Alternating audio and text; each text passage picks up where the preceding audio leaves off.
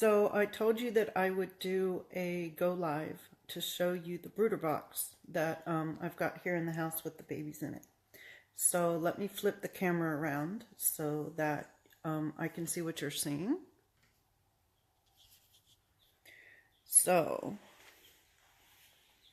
this is the brooder box. I found the plans on the internet.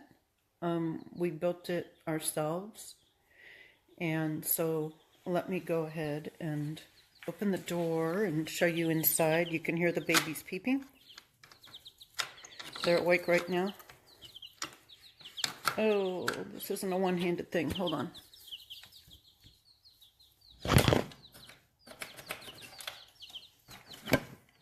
Sorry about that. So in here you can see I've got a little dowel that we cut out the edges so that it fits on the wood. It just wedges itself in there. I've got 3 different sizes, so as they grow I can replace it to match their foot size. This tray in here, you can see in the middle here where it meets, there's actually 2 trays for cleaning. They can come completely out and I can wash them down. This is actually child waterproof kind of paint that you can scrub. It's scrubbable paint.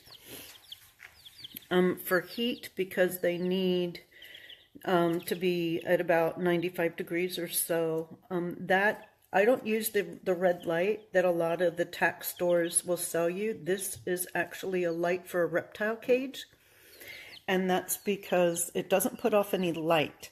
It only puts off heat. It's a heat bulb. And I decided to do that because the first time that I had babies and I used the red light, the first time that they went into the darkness for night after being in their brooder cage, they freaked out because they had never been in complete darkness before. So I no longer use those kind of lights. I just use a heat lamp, not one that has any light whatsoever. So that way, as it gets dark here, they're used to the nighttime getting dark, but they still stay warm. Their feed is in one of these. I just popped some holes in it and put some eye hooks in just so that I could hang it. And that way, this is just typical kitchen string that you use to string up a turkey or something. So I use that just because I can change the height so that as they grow, I can raise the feeder and lower the feeder, whatever height I need it to be. The 2 dusting mops here, they are that's their mama bird, so they will go and lay underneath that as if it's mama, and that way they feel safe. That's their little safe spot, and that's also on string so that I can raise and lower it whatever height I need. And then I built them a little mini jungle gym, somewhat similar to the one that I have outside in the run, so that way they can have something to hop on, they can jump around, they chase each other, they fly off the top. It's pretty funny. As they grow, they'll get more active on that jungle gym. Then right now they're still in a regular waterer. I haven't switched them to the bottle yet.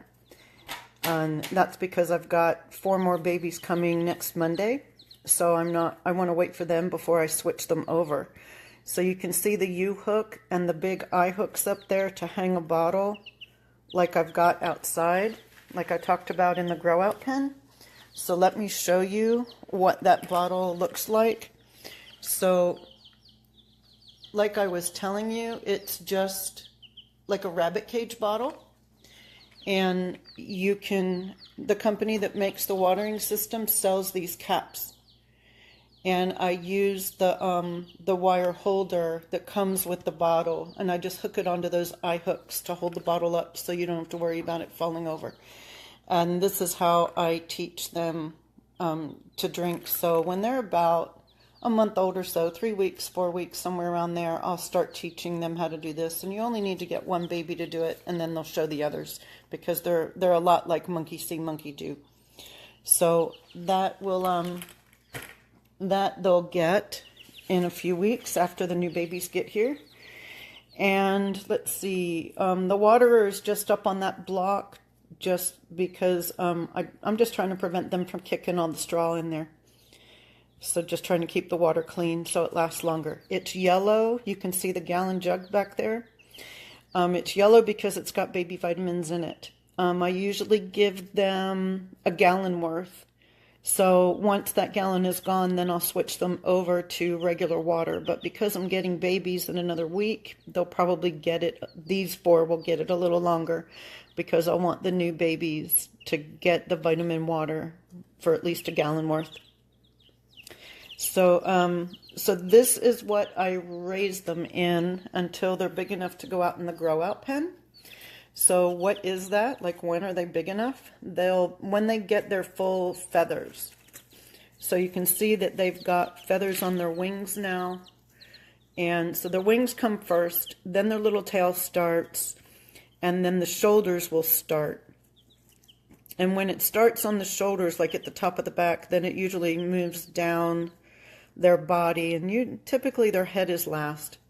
So once they shed all their feathers, and once they shed all their baby fluff and they've got their first set of full feathers, that's when I move them out to the grow out pen, because then they've got better insulation. Baby fluff just doesn't insulate them well enough. They really need a full set of feathers to keep themselves warm at night. And if it still dips too cold at night, I've got that other heat lamp out there to help keep them warm in the grow out pen. So they will actually shed all of their feathers 2 more times before they have their final set of feathers. So it's, I can't remember, I have it written down somewhere. I think it's somewhere like 16 weeks and then again at 24 weeks, somewhere around there. So they actually go through like a little mini molt. They don't lose all their feathers, but oh, Jessica's asking, what are the feather dusters for? That is their mama. Because there's not a mother hen in here to care for them, that is their fake little mama that they can feel safe under and hide under. And whenever they get scared, you'll see them run under there. And they usually sleep under there, unless they need to get closer to the heat. So, yeah, they like their fake little mama. So I got 2 of them and squished them together just because I didn't think 1 was enough. It wasn't big enough. It wasn't the size of what an actual hen would have been. But yeah, so they're just running around and playing. So they just, you'll watch them forage. I don't know what they're foraging for. There's no food in the straw, but they pretend to forage. They jump around on their little jungle gym. They step on each other. They run after each other. One of them will pick up a piece of straw and they'll run around the cage like they've got something special, and the others want to know what it is. So they've got some silly antics. Then I noticed the other day one of them actually jumped up onto this perch. So that means their little legs are getting stronger. They're able to jump that high now. And so I saw one of them perching up there. They'll perch on their own. You don't really need to teach them. I just keep the smallest dowel in here for now. And then as they get bigger, I've got a medium size and a large size. So the dowel will grow. The large size that I have for in here is the same size as the one out in the grow out pen. So everything that they have out there, I try to start with in here, because the sooner they learn, then the more it becomes normal. So, like you can see, there's one under the mama right there. See, she's sleeping. So they go under there to sleep, just like they would under a mama hen. And they just keep themselves busy. They dig, they play with each other. They're kind of fun to watch. They're not too crazy about being held yet. I've been holding them a lot, trying to get them used to that. Because the friendlier I can get them as a baby, the friendlier they'll be as an adult. So, and the only reason that I've got the cage in the house, I actually prefer to have the cage on the back porch, but it's still too cold at night. So I didn't want to put it out there. I didn't think I could keep them warm enough. So I brought it into the house. And that's one of the cool things about this particular brooder box, is because it's actually on wheels. so I can wheel it around wherever I need. So when I don't need it, I wheel it into the garage and we put it away. And then when I need it, I wheel it back out. And if it's too cold, I wheel it in the house. If it's warm enough outside at night, I leave it on the back porch so I can wheel it wherever I need to put it. So I like that idea better than a bucket. I know a lot of people use, big plastic tubs and stuff like that. And yeah, it is a little cheaper, but it doesn't give me the ability to move it around, especially if they're already in it. So like when I first got these guys, I had it on the back porch, and I decided that first night that it was too cold. So with them already in it, I just took their water out so I didn't spill it, and I wheeled the whole cage in the house with them in it, food and all. And they were fine. They didn't mind being wheeled around. So I like the idea that it's on wheels. It just makes it easier. When Gary's at work, it just gives me the ability to move the cage around by myself. I don't need any help. So this is, it's about 4 feet long and about 2.5 feet wide or so. So it's got enough space. I could probably have 8 or 10 babies in here. There'll be 8 of them in here when I get the next 4 in a week. So that's, so this is the brooder box that I use. If you want to see how I'm hanging the food, up here it's just a board sitting here. It's not attached. And I just put some nails in, and I just put a loop on the end of the butcher twine, and I just put the loop over the nail. That way I can adjust it. I can put nails if I need to hang multiple things. So these 2 nails are holding the feed, and the 2 nails in the back are holding the feather dusters. And that's just spare wood that's sitting on top. There's no function for it. It's just sitting there because just in case I need another piece, I've got some just hanging around. I use wood and rocks as steps. So you can see there's a big rock back there as a step up to the water. And that's because they've got rocks outside, out in the pen where the other stuff is. So it just gets them used to rocks. It gets them used to jungle gyms.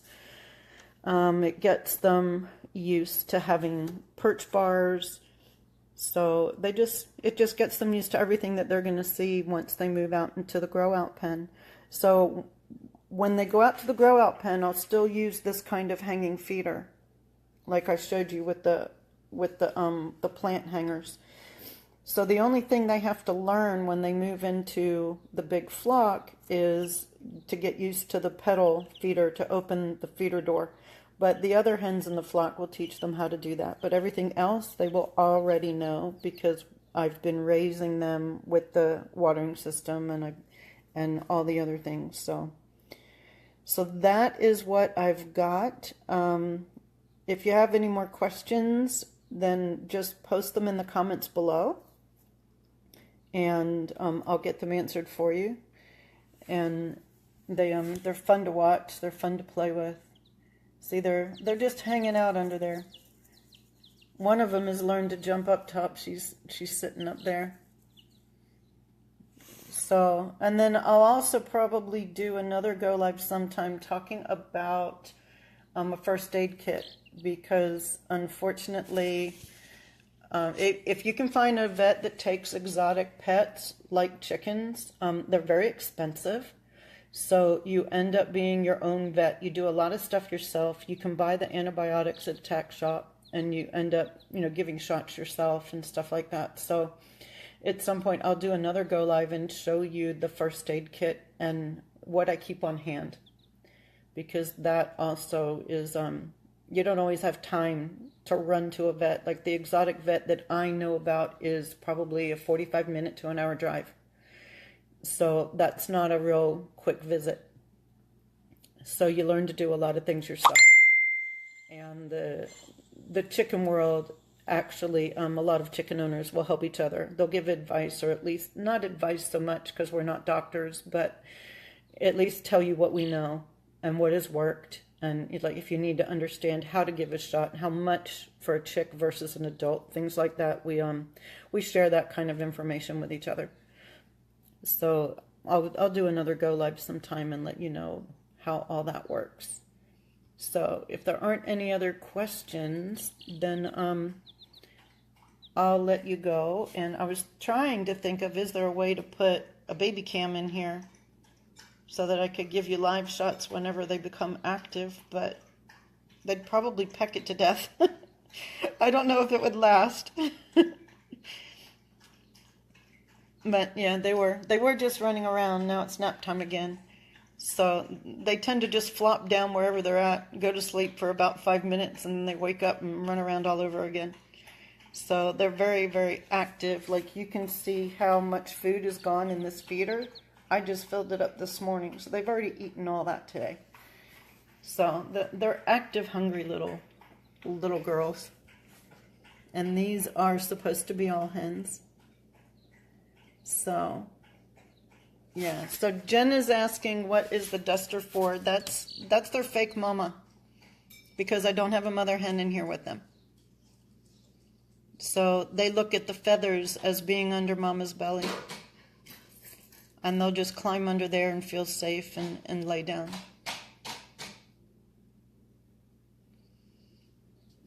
So it looks like it's nap time right now.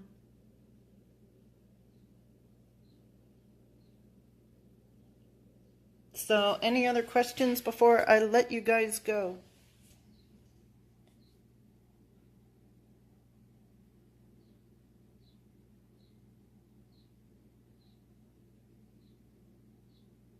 So when I get the new babies next week, I'll do another go live so you can see the 4 new ones with these guys. And then sometime I'll get together all the first aid stuff and do a go live showing you a first aid kit to keep on hand. So that's what I've got today, and I'll see you on the next one.